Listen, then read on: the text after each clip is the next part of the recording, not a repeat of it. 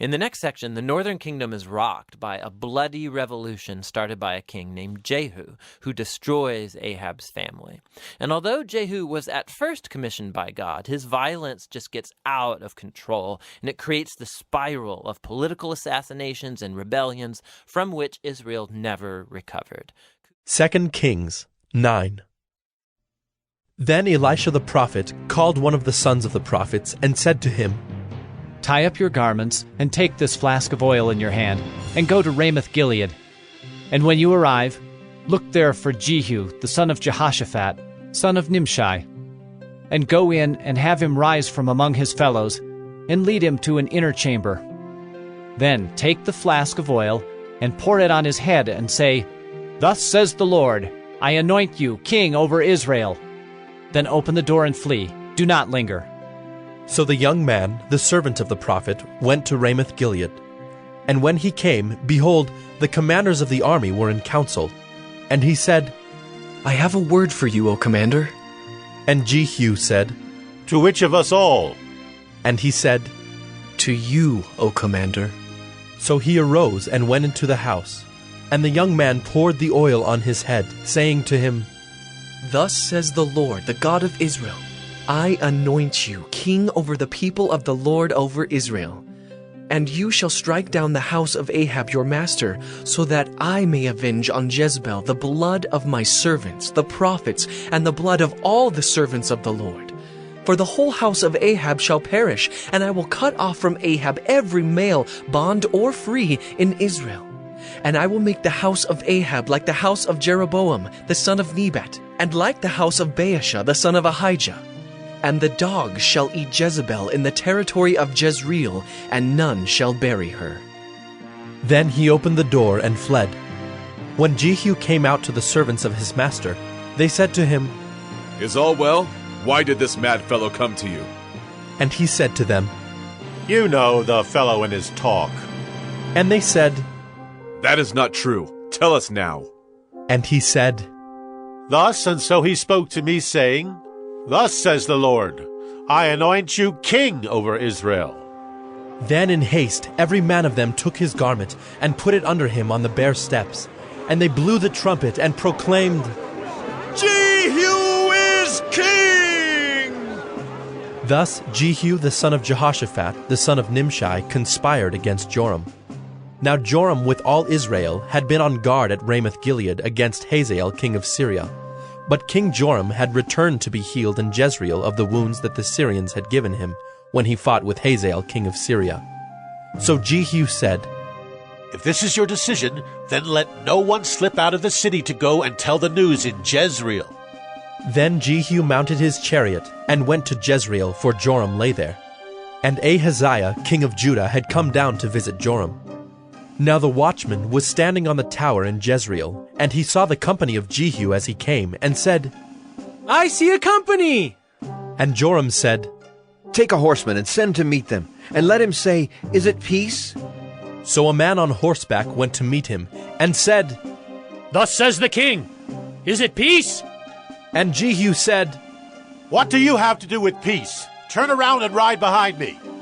And the watchman reported, saying, The messenger reached them, but he is not coming back. Then he sent out a second horseman, who came to them and said, Thus the king has said, Is it peace? And Jehu answered, What do you have to do with peace? Turn around and ride behind me. Again the watchman reported, He reached them, but he is not coming back. And the driving is like the driving of Jehu, the son of Nimshi, for he drives furiously. Joram said, Make ready. And they made ready his chariot. Then Joram king of Israel and Ahaziah king of Judah set out, each in his chariot, and went to meet Jehu, and met him at the property of Naboth the Jezreelite. And when Joram saw Jehu, he said, Is it peace, Jehu? He answered, What peace can there be, so long as the whorings and the sorceries of your mother Jezebel are so many? Then Joram reined about and fled, saying to Ahaziah, Treachery, O Ahaziah! And Jehu drew his bow with his full strength, and shot Joram between the shoulders, so that the arrow pierced his heart. and he sank in his chariot. Jehu said to Bidkar his aide, Take him up and throw him on the plot of ground belonging to Naboth the Jezreelite. For remember when you and I rode side by side behind Ahab his father, how the Lord made this pronouncement against him. As surely as I saw yesterday the blood of Naboth and the blood of his sons, declares the Lord, I will repay you on this plot of ground. Now therefore take him up and throw him on the plot of ground in accordance with the word of the Lord. When Ahaziah the king of Judah saw this, he fled in the direction of Beth-Hagan, and Jehu pursued him and said, Shoot him also! And they shot him in the chariot at the ascent of Gur, which is by Ibleam. And he fled to Megiddo and died there. His servants carried him in a chariot to Jerusalem, and buried him in his tomb with his fathers in the city of David. In the 11th year of Joram, the son of Ahab, Ahaziah began to reign over Judah. When Jehu came to Jezreel, Jezebel heard of it, and she painted her eyes and adorned her head and looked out of the window. And as Jehu entered the gate, she said, Is it peace, you Zimri, murderer of your master? And he lifted up his face to the window and said, Who is on my side? Who? 2 or 3 eunuchs looked out at him. He said, Throw her down! So they threw her down, and some of her blood spattered on the wall and on the horses, and they trampled on her. Then he went in and ate and drank. And he said, See now to this cursed woman and bury her, for she is a king's daughter. But when they went to bury her, they found no more of her than the skull and the feet and the palms of her hands. When they came back and told him, he said, This is the word of the Lord, which he spoke by his servant Elijah the Tishbite. In the territory of Jezreel the dogs shall eat the flesh of Jezebel, and the corpse of Jezebel shall be as dung on the face of the field in the territory of Jezreel, so that no one can say, This is Jezebel. 2 Kings 10. Now Ahab had 70 sons in Samaria. So Jehu wrote letters and sent them to Samaria, to the rulers of the city, to the elders, and to the guardians of the sons of Ahab, saying, Now then, as soon as this letter comes to you, seeing your master's sons are with you, and there are with you chariots and horses, fortified cities also, and weapons, select the best and fittest of your master's sons, and set him on his father's throne, and fight for your master's house. But they were exceedingly afraid, and said, Behold, the 2 kings could not stand before him. How then can we stand?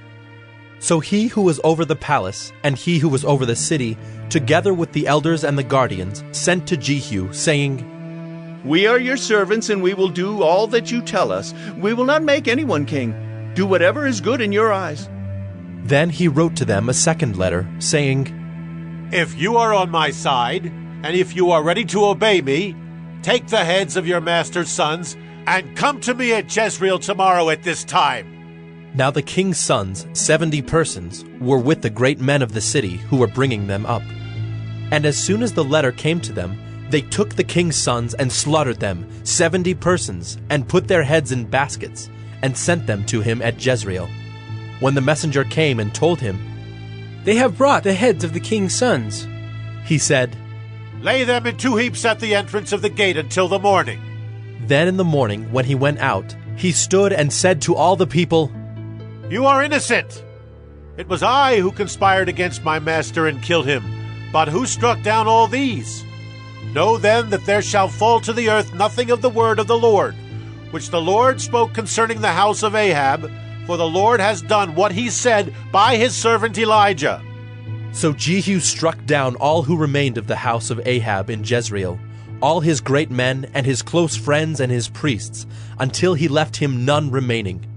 Then he set out and went to Samaria.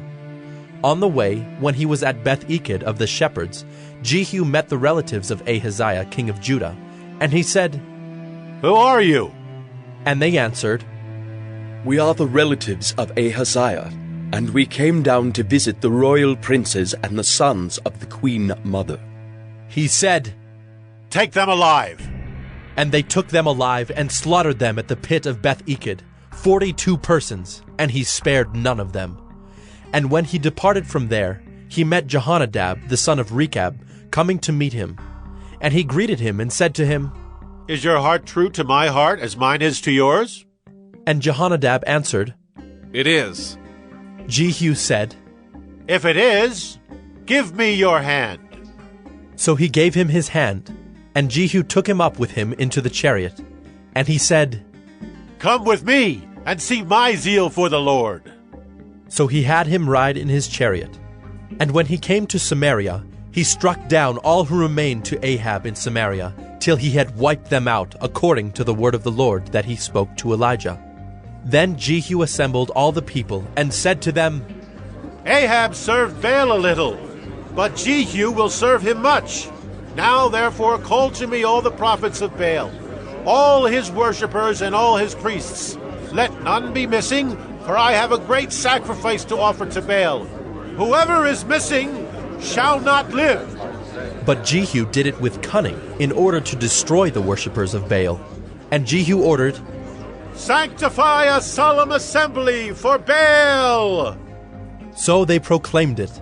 And Jehu sent throughout all Israel, and all the worshippers of Baal came, so that there was not a man left who did not come. And they entered the house of Baal, and the house of Baal was filled from one end to the other.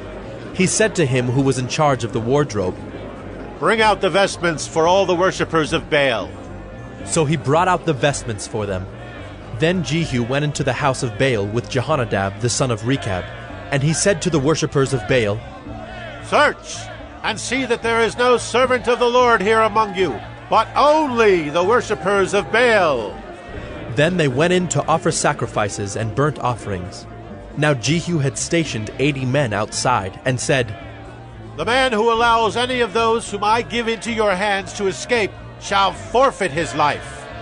So as soon as he had made an end of offering the burnt offering, Jehu said to the guard and to the officers, Go in and strike them down. Let not a man escape.